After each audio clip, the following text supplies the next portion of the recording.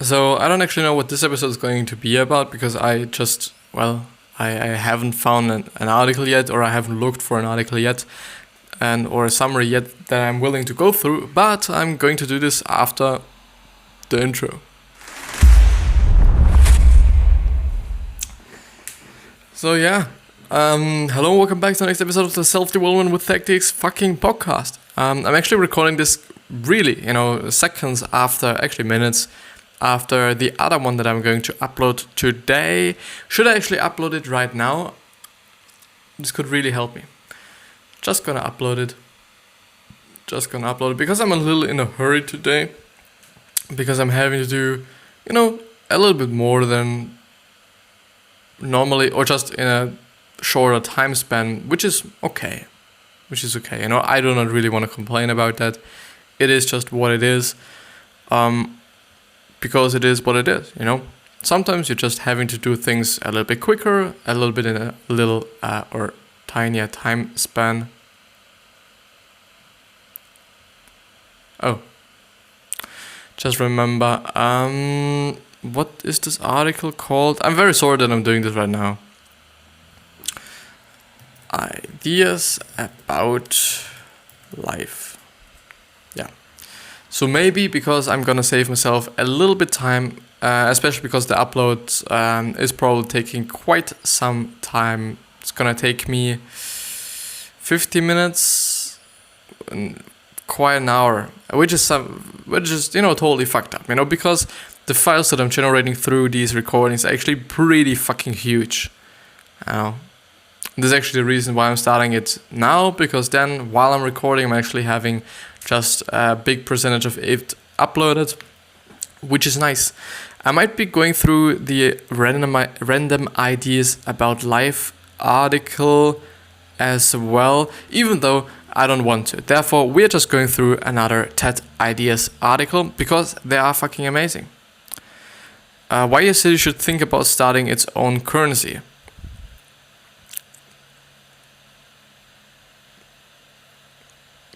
Should they? Well, I'm actually going to show you, because they can also see these great things they have here on the website.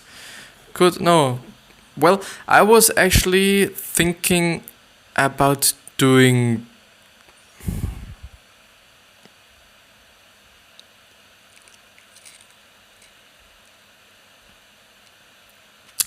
because this article, for all the podcast listeners, it is about could psychedelic drugs treat PTSD and depression, a Q&A with Rick Doblin. I really think that this is just one of the topics that should be discussed more about, I guess, at least, because I think it could be the case. I'm really not educated in this space. I really do not know anything about that. Nothing. I know nothing about psychedelics. I know some of them like LSD and MDMA, but that's it. Maybe because I've read them here. And I don't know how they somehow correlate to depression or PTSD, or how they could actually help. If they could help, I do not know anything, but I guess they could. The thing, Alzheimer's, or actually Alzheimer in German, is actually one of the illnesses. I think it's an illness, or is it a syndrome? Well, nevertheless, or anyway, in Switzerland, people with Alzheimer's get treated with LSD, and it works. It is sufficient. It is a good treatment for Alzheimer's, which is just amazing for those people because they just are able to get treated. The thing that I don't know then, why are so many countries restricting themselves to help their fucking people? Just because of some laws, I guess, just because of some regulations, maybe, just because, they do not want to treat people with drugs, or drugs they consider being just pretty fucked up, or consider being just pretty strong and dangerous and whatsoever. Maybe Switzerland is doing something they should not be doing. I don't fucking know. But I think, drugs and politics, something that I should maybe not talk about because of various reasons. Because there's so many different things that you could be talking about than politics, religion, all these things, all these controversies. And I do not want to hurt anybody. I don't want to just fuck with anybody. Therefore, avoiding these things is actually a good strategy, as Gary Vee, for example, is also doing it. How do I write stuff that feels true and will connect other people? A Q&A with Johnny Sun.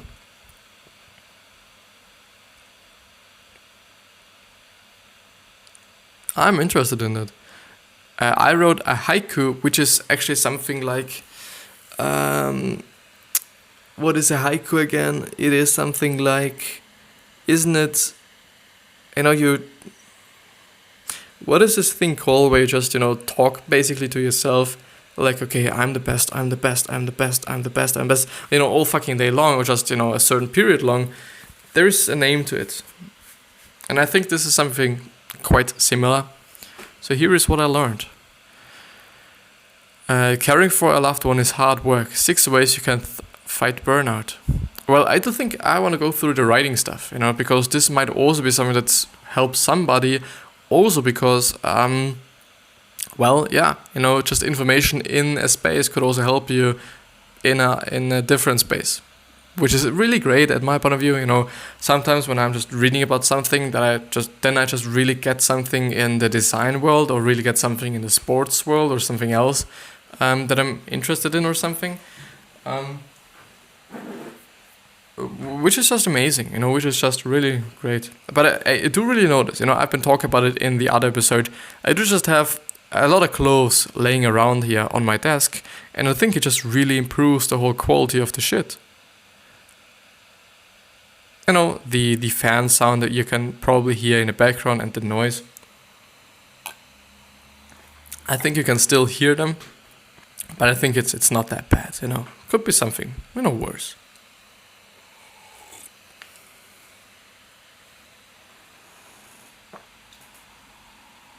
I shouldn't do that. I really should not do that. I should not do that at all. So, yeah. So we humans, how do I write stuff that feels true and will connect other people? A Q&A with Johnny Sun by Mary Helton. So it is an article by Mary Helton from June 26th, 2019. And this picture you can see that it is also from Johnny Sun. The writer explains how a mix of vulnerability and jokes helped him find his people online and build a supportive community. Well, it is quite some article, I guess.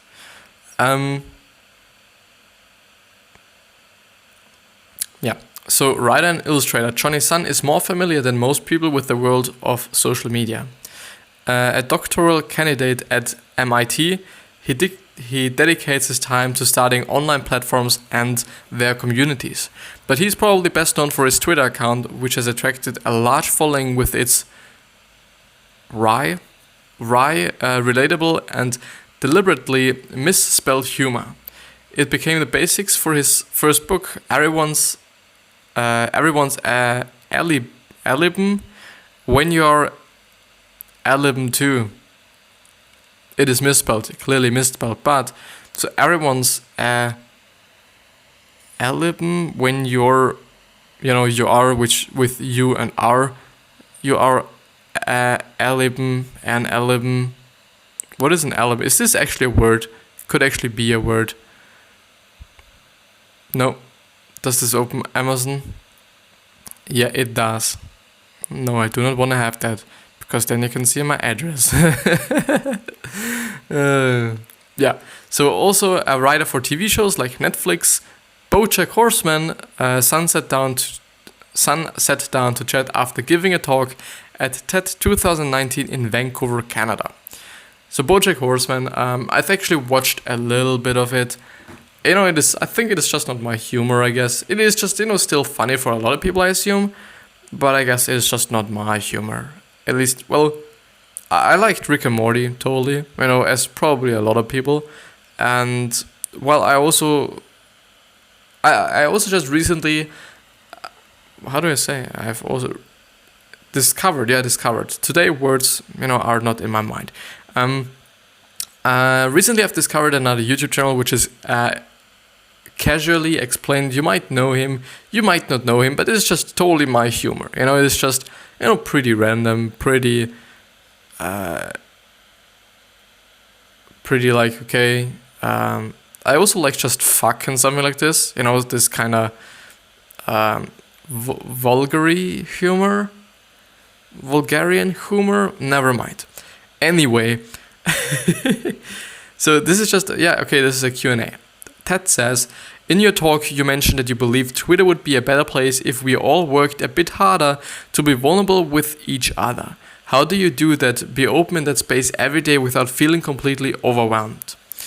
Johnny Sun says, I try really hard to not be a total advocate for social media and a total optimist. That's difficult because of the realities of the platforms and how bad they are making the world. But for me, I feel like I found an outlet and I found people who are like-minded. So I know that when I share something there, I will have people who are supportive, and who will be able to see that and say, oh, that helps me put words to it. Which is amazing, by the way. Actually having a community, I think, is one of the best feelings you can actually have. Having a community that is just enjoying what you are doing, enjoying what you are talking about, enjoying what you are enjoying, basically, it just must feel amazing. It really must feel fucking amazing. Which I think you can only just really see when you actually have a community, when there is just some like-minded people.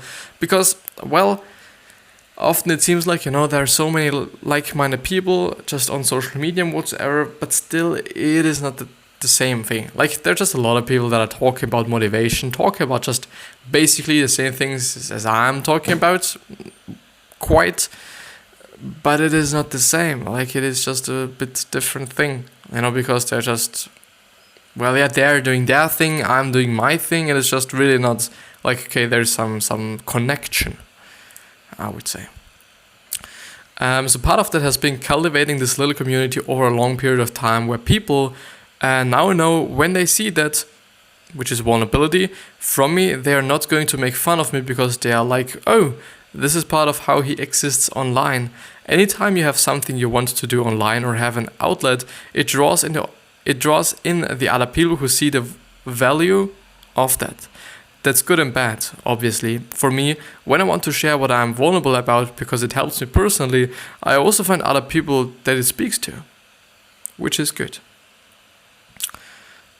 Am I too fast? No, I think I'm not too fast. I think I'm just, pretty good with my speech today.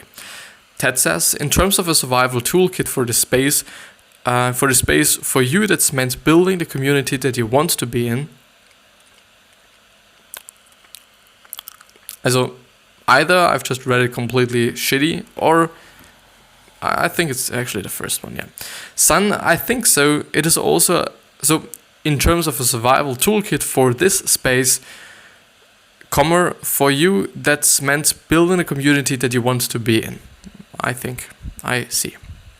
I think so. It is also a lot of knowing when to not be there and knowing when that becomes harmful or toxic for me. Especially around November 2016, it became a place where I was just stuck. You could get caught in all the information, right? I realized it was super toxic. It is also just having a balance. Really is. Ted says, when it comes to that balance, are there times where you decide to step back? Yeah, I feel like I don't have a system for that, but I can feel when, oh, this is going to be bad for me to be on here, and when it is comforting. Yeah, it really is the case, and I do think it is also just something that I think about as well. Sometimes I do, maybe judge myself for not doing something, for not putting so much in my story on Instagram. But then I think I just need my balance. I really need my balance for what I'm doing. And my throat gets just really dry.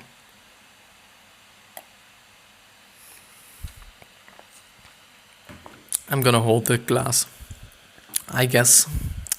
Ted,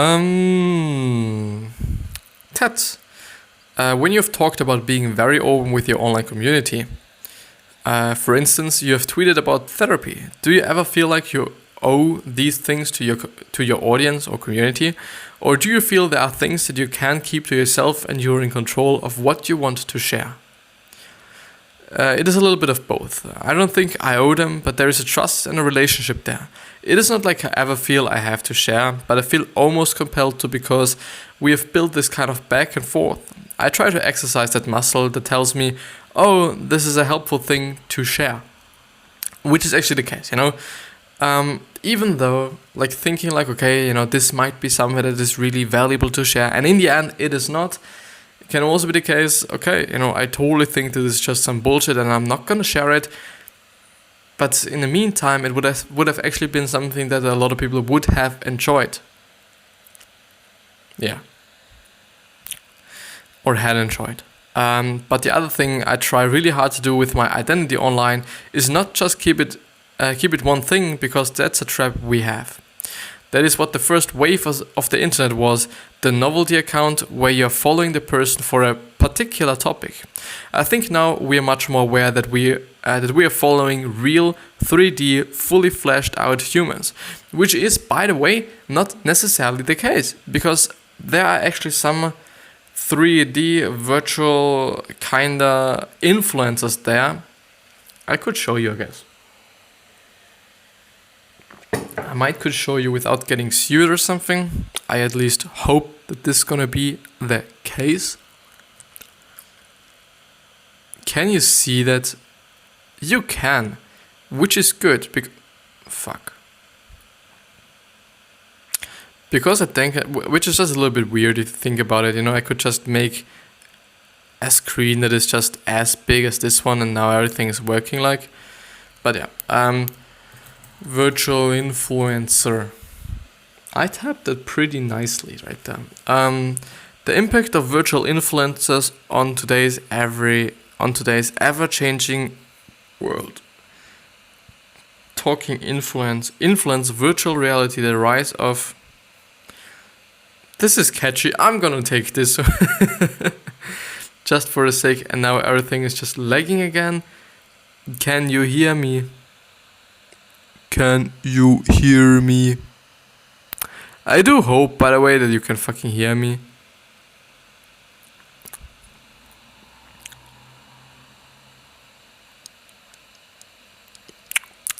I don't know if you can hear me. I just have to wait a little bit until everything is just running smoothly again, which is actually the only thing that is just a little tiny bit bothering me about the new settings that I'm having. That there is just sometimes a pretty huge fucking lag, which is really not good. If it would fuck my whole fucking recording. Maybe you can even hear me. I don't fucking know. I actually don't know. Maybe you can hear me, maybe not. The thing is, the video is working. And I'm working as well, but I see okay, some other things are not there. So maybe I should stop the episode, maybe I should wait, maybe I should go on. I don't know what is actually better. But there, anyway, you can see those virtual influencers.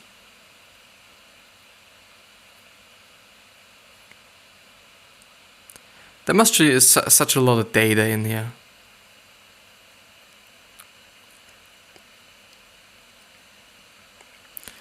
Because they just clearly know what is good or what people want to see. I hope there is just not some nudity or some shit like this. No, it is working. It is working. By the way, I really hope I'm gonna recap a lot of things. Consider turning down video quality. Thank you very much. I've seen that, you motherfucker. Is it better like this? Do you like it more like this? I do just now see that something is not working with the encoder. I might be just really fucking laggy at the time. Now it is gone. Now everything should be fine again. So I've actually found a little article here. Encoding overload. Consider turning down video. Why should I? Okay, well, let's actually do it like this. No, it is not good. Does this make anything better? Well, it does. It does. Let's just let me be me. Yeah, this just, I think, makes it a little bit better. So, now you can't see me, but you can see the screen here. I'm sorry if that's just... Well, I could also just... Can I please do this? Thanks a lot. I can also do it like this, you know. In the meantime, just... Yeah. Just let it be like this, you know, before the overload is gonna fuck me. There's just some little article. Influence virtual reality, the rise of the digital influencer, from Le Miami, something like this. 5-minute read. Well, let's actually read the 5-minute read. You know, is it well, it is definitely not a 5-minute read. Fuck you. Or is it the small little thing? Yeah. So lighting is a perfect avatar for a global heroic woman and for a world where social networks and communications are now seamlessly woven into our life, said Louis Vuitton creative director Nicolas, I don't know. In 2016, having put the Final Fantasy character into the fashion spotlight. She's also the symbol of new pictorial processes. So how can you create an image that goes beyond the classic principle of photography and design? Lighting heralds a new era of expression. Fast forward 2 years, and one of the hottest properties in fashion is every bit as real as the sci-fi fantasy character that Josué might be, I don't know, put in a global campaign for the French fashion house. The lines between virtual and reality are more blurred than ever. With 1.2 million Instagram followers, Lil Miquela, which is Lil and then Miquela, has already landed a Prada campaign and graced magazine covers. She dresses in the hottest haute couture lines, hangs out at the coolest spots, has ink from one of the world's leading tattoo artists, and hangs out with celebrities like Nile Rodgers. She's also 100% fake. And now you can see her, you know, you clearly can see that it is fake. You know, I do guess they could just, I think they could do it better, you know. I really think they could do, you know, you can clearly see that it is fake. I don't know if this is actually meant to be the way. The clothing is done just really enormously well. Like, it just really looks real. But the face, I think, like with all the pores, is it pores? Do you say pores? I don't know. The pores that we're having and so on, you know, you can't fake it that easy. You know, at least nowadays. June 2019, they say. I don't know if this is true. But yeah. But it's just amazing. 1.2 million followers. And I just, you know, said before, I don't know if you were able to hear that. But I do hope that there's not some nudity. I think I'm just gonna look it up afterwards. Because, well, yeah, if there's something in the video, it's gonna be fucked. And I do not want to cut it. Well, yeah. There you can see, okay, he's hanging out with Kardashian, Kim West. Yeah. There was another one as well. Yeah, there you can see how she was created. So how we hijacked Lil Miquela and created our own from the cut. I think I'm gonna watch this afterwards. Or I could watch it in a future video. I could also do that. But yeah, you know, the thing is, I do guess in a few years it's gonna be the case that, you know, okay, we are able to just create human beings virtually that are so enormously fucking, well, this was another woman. You know, there you can see, okay, she's just like, yeah, she's fake, obviously. And like you can see, okay, I think she was never meant to be like, which is Noonouri. So Noonouri. No-U-R-I. Never mind. And was there another one? Now, I think there are only those two, yeah, should be the thing. It's just, you know, pretty, there's encoding overload. Why the fuck Now I'm here. I really hope that there is no encoding overload once again, because this just really fucks the whole video, and I don't want that. So following real 3D fully fleshed out humans, so I'll go a stretch without sharing any vulnerabilities and just share jokes for weeks on end, but I don't think people will think it is out of character. I don't think people see that as strange, because they know I kind of do all of it.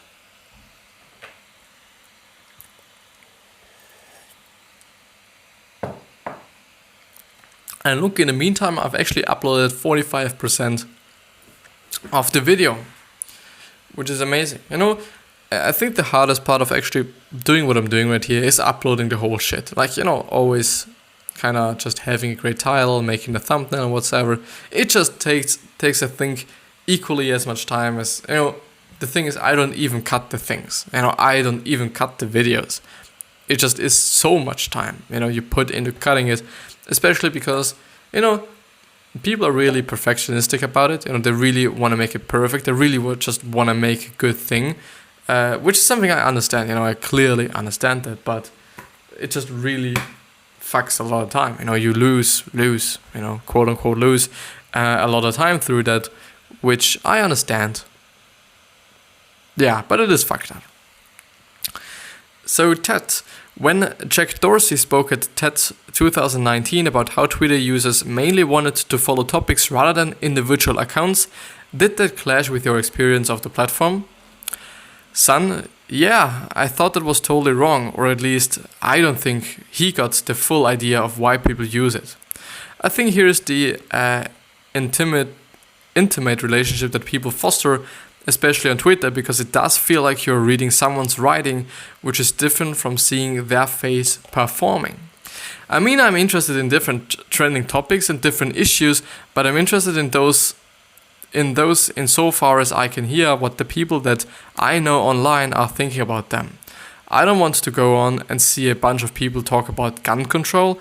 I want to see my friends talk about it and the people that I trust. Trust is a good word, because I think actually everything starts with trust, which is actually the vicious cycle that Seth Godin, you know, quite often is talking about. You know, trust or attention leads to trust, and trust leads to more attention, and so on and so on and so on. I think there's actually a third one as well, but I don't remember that. But the first thing that you're actually gonna need is attention, and then they're gonna trust you, maybe, hopefully. And then through the trust, there's gonna be more attention, maybe because of word of mouth, something like this. You know, could be the case. I don't know. I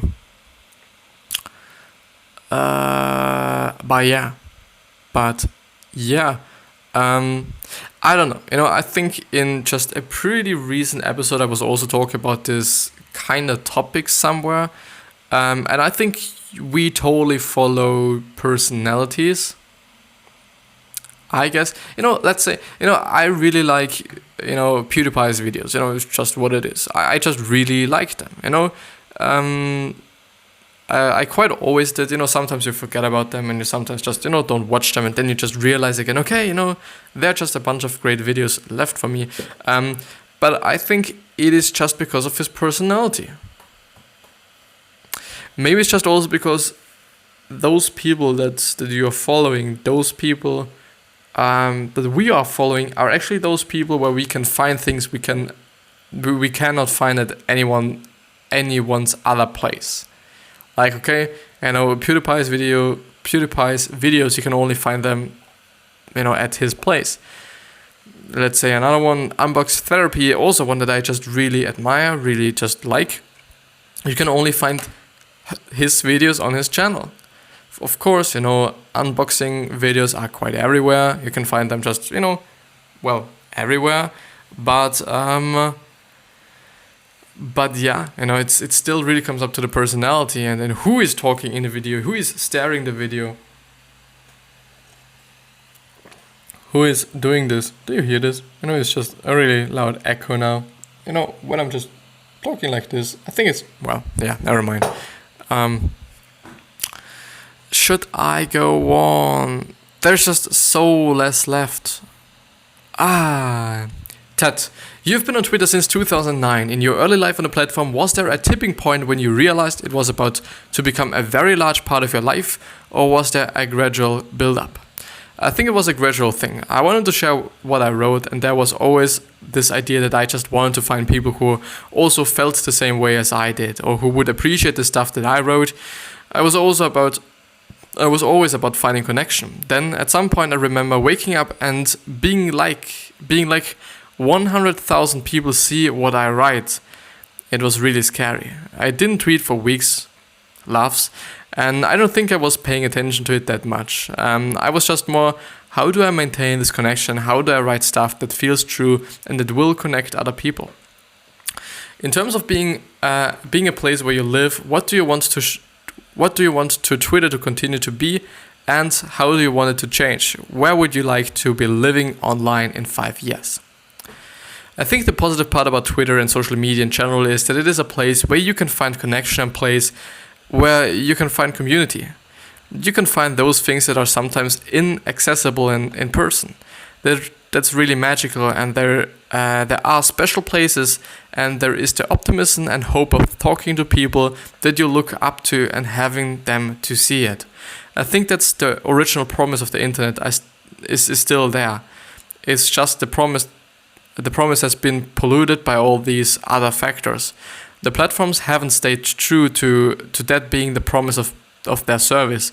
No one has actually said, we care about doing this first and foremost.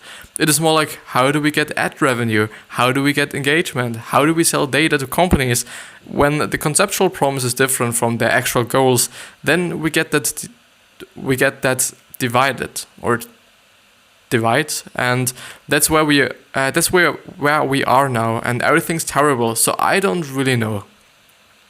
I think the big things that need to change are curbing harassment and abuse, and curbing misinformation and hate speech, getting all the terrorist groups, Nazi groups, violent extremists, and white supremacists off the platform is the basic thing that could happen. The fact that it hasn't, the platform are showing their hand about what they actually care about, and it is not what the people who are actually hopeful about these internet spaces care about.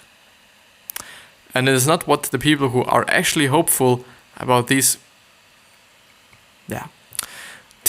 It does feel like it was a very utopian proposition, but then as soon as having to make money from it came into the mix. Yeah, or the cynical version is to always just use that utopian promise to sell a product, but I think you can search, and sometimes you get glimmers of those hopeful things. I think those exist. That stuff is worth trying to hold on to. And with that being said, this is actually the end of the episode.